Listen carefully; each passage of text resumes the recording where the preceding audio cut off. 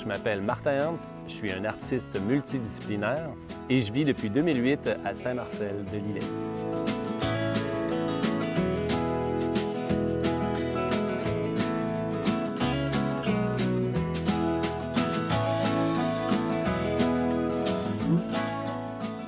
J'ai souvent été influencé par certains artistes peintres, mais aussi beaucoup d'artistes sculpteurs. À travers les cours que j'ai suivis, soit au cégep en graphisme ou à l'université en histoire de l'art et tout ça, effectivement, j'étais toujours impressionné par les réalisations et surtout la créativité de certains artistes. Et ça m'a toujours parlé. J'ai toujours voulu un petit peu sortir de la masse aussi des artistes. Alors, pour moi, c'est important. Donc, c'est un peu spécial la façon que ça a commencé, ça, le domaine plus artistique dans ma vie, parce que, étant infographiste, j'étais à mon compte et alors je pouvais me permettre des longs week-ends. Hein? Je gérais mes horaires, donc je pouvais partir souvent le jeudi, vendredi, samedi, dimanche à des concours de sculpture de neige ici et là en province. Donc, il y en avait à Rouyn-Noranda, il y en avait au Saguenay, Québec aussi, bien sûr, et aussi Saint-Jean-Port-Joli, qui était un peu ma petite place que j'avais dans le cœur, Saint-Jean-Port-Joli. Donc, alors, on avait une petite équipe, puis d'ailleurs, on était deux infographistes, puis un autre, en tout cas, qui pouvait se libérer. Alors, c'est comme ça, durant l'hiver, je pense au moins 5-6 hivers de suite, que j'ai commencé à faire de la sculpture de neige dans différents événements. Puis là, bon, je commençais, si on veut, à m'améliorer. Puis on commençait, l'équipe à s'améliorer. On a commencé à gagner des concours. Puis là, à un moment donné, on était invité à aller représenter le Canada à Valloires, en France. Et on a réussi à remporter le concours international à ce moment-là. C'est ce qui m'a un petit peu ouvert des portes dans le domaine de la sculpture éphémère, dont l'Hôtel de glace à Québec. Et c'est à ce moment-là que l'Hôtel de glace m'ont fait « Hey, salut toi, ça a l'air que tu aimes ça faire de la sculpture de neige puis de glace, donc pourquoi tu ne viendrais pas travailler avec nous? On s'en cherche des sculpteurs. » Alors j'ai travaillé là à partir de 2010 dans le fond, puis j'ai fait encore aujourd'hui des suites puis différentes sculptures à l'Hôtel de glace. On est quand même une bonne équipe maintenant, il y en a une vingtaine de sculpteurs. Et c'est là aussi, d'ailleurs, que j'ai rencontré Mathieu Fecteau et Marie-Fauve Bélanger. À ce moment-là, il y a plusieurs années, on a fait différents projets, on a sculpté différentes suites ensemble aussi. Et ce qui fait qu'aujourd'hui, justement, c'est pour eux que je travaille ici, dans la région de Portneuf. Avec la coupole, là, ça va être parfait ici aussi. Il y a comme une petite wave que je vais venir rectifier là, avec le petit... Puis la petite bosse un peu trop ballon. Ouais, là, il y a ici, là, qui On va pourrait venir gruger ça ici aussi. Ben, il y a peut-être ça qui est dans les jambes, quand même. Ouais, c'est toujours ça un peu. Alors, nous autres, on engage Martin depuis environ 2 ans, depuis que j'ai accouché. Et depuis que j'ai accouché, j'ai aussi lancé mon entreprise avec mon copain Mathieu Fecteau, donc MFB Sculpture, nos initiales. On fait un peu de tout. Martin touche un peu à tout aussi. On fait de la pierre, du bois, du plastique, des finitions de petites sculptures comme des grandes. Puis, qu'est-ce qui est le fun avec Martin, c'est qu'il fait la route de Saint-Marcel jusqu'à Saint-Léonard de Portneuf à toutes les semaines. Il vit environ 4-5 jours semaine, 2 heures de route aller, 2 heures de route retour, depuis environ 2 ans. Cet endroit-là, il part de Saint-Marcel dans un endroit très campagne, bucolique, paisible, jusqu'à une autre région, un autre lieu qui est vraiment calme aussi. Donc, c'est un peu devenu sa deuxième maison. Il vient vraiment là une grosse partie de sa semaine. Puis, nous, on le loge et on le nourrit depuis qu'il travaille pour nous. Donc, il est vraiment chouchouté parce qu'on veut vraiment pas le perdre.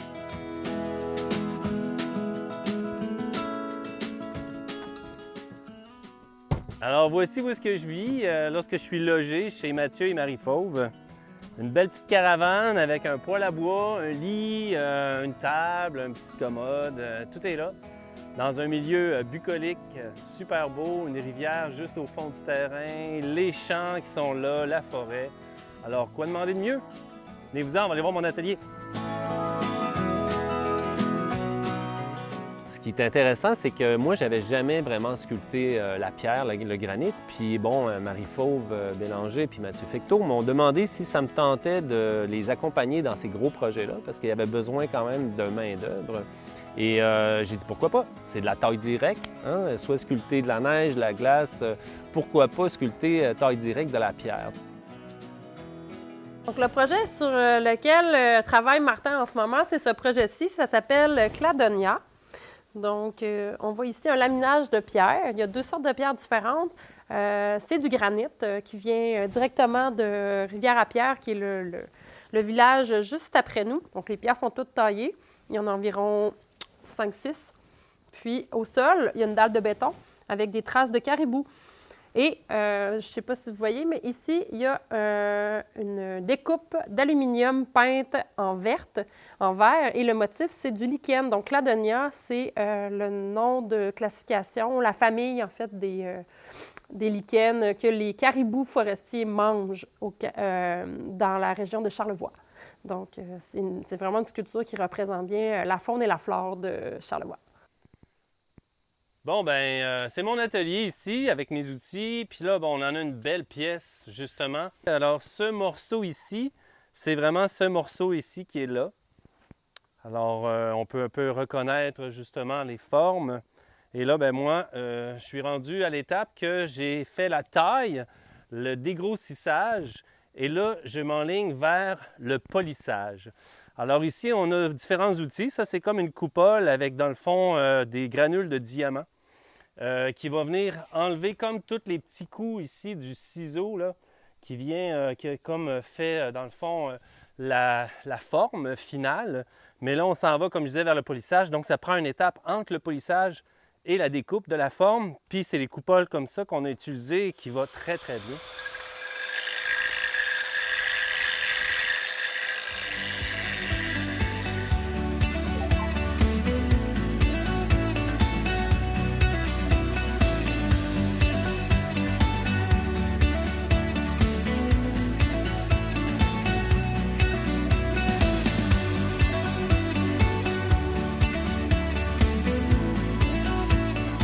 Je rêvais, moi, de partir à un événement. Ça faisait longtemps que je pensais à ça, combiner la sculpture de glace et la sculpture de sable. Alors, on a parti le sable et glace Lillet en 2010. C'était tout petit. Ça l'a grossi d'année en année. On mettait un peu plus de budget, Puis aujourd'hui, on est rendu, ça fait d'ailleurs 14 ans. Il y a eu 2 années off à cause de la COVID, bien sûr. Mais on est rendu quand même à la 12e édition. Je dirais qu'on est rendu avec 13 sculpteurs et le soir, on a 5 sculpteurs qui font de la sculpture de glace et le jour, c'est la sculpture de sable. C'est un merveilleux événement. Donc, et ça, ben, c'est ce qui m'a amené aussi à vouloir poursuivre dans l'événementiel. Alors, oui, je fais de la sculpture, mais je fais aussi, je suis organisateur d'événements comme Sable et Glace Lillet.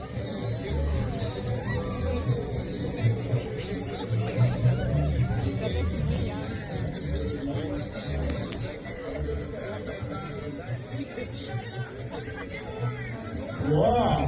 Et on applaudit notre Max ici. Bravo Max! C'est tout un spectacle.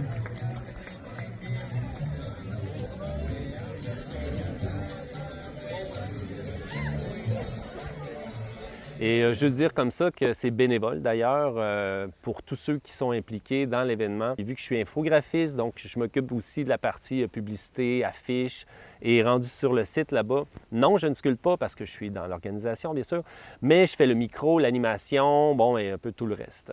Alors j'adore l'événement et j'espère que ça va perdurer.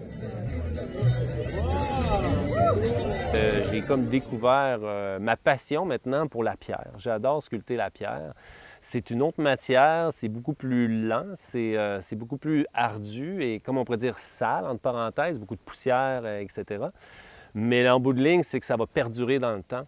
Alors, je trouve que c'est une belle ascension un peu dans mon cheminement de sculpteur professionnel. Donc, on commence par couper nos morceaux, le dégrossage avec cette scie.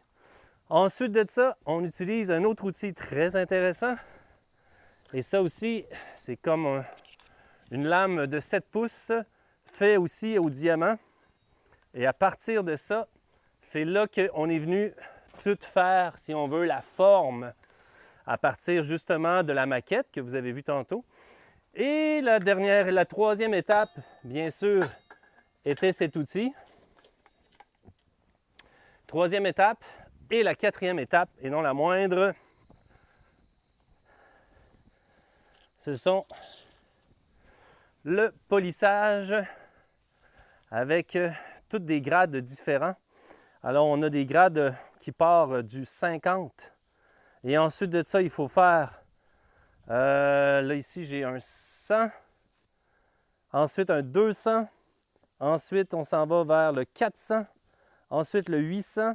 Ensuite, le 1500, le 3000 et le 10 000. Alors, j'ai tous ces passages-là à faire avant d'arriver à une pierre qui est lustrée, comme celle qu'on voit à côté du tracteur.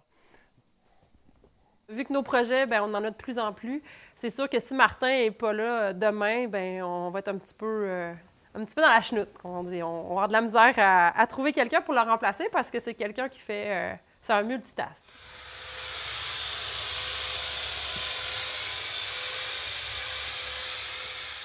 Ce qui est vraiment intéressant aussi, le fait de toucher à différentes matières comme ça, puis d'essayer des nouveautés, bien, on m'approche des fois, puis on me propose des contrats qui sont des défis pour moi. Comme à Saint-Jean-Port-Joli, on m'a parlé d'essayer de faire une moto en foin, justement, pour un casse-croûte. Alors, ça aussi, c'est vraiment intéressant pour le casse-croûte 204 à Saint-Jean-Port-Joli. Puis aussi des sculptures inusitées comme des trophées. Ah ouais, alors j'ai fait comme 3 gros trophées faits en aluminium très lourd pour le Festival du Bûcheux à Saint-Pamphile parce qu'il y avait le concours et la grande finale des circuits des hommes forts du Québec. Alors on m'a approché pour ça, donc je trouve ça vraiment bien parce que c'est pas limité la créativité puis les matières dans lesquelles je vais pouvoir jouer puis essayer de réaliser des choses. Alors mon métier au fil du temps m'a amené aussi à me faire connaître dans différents aspects justement.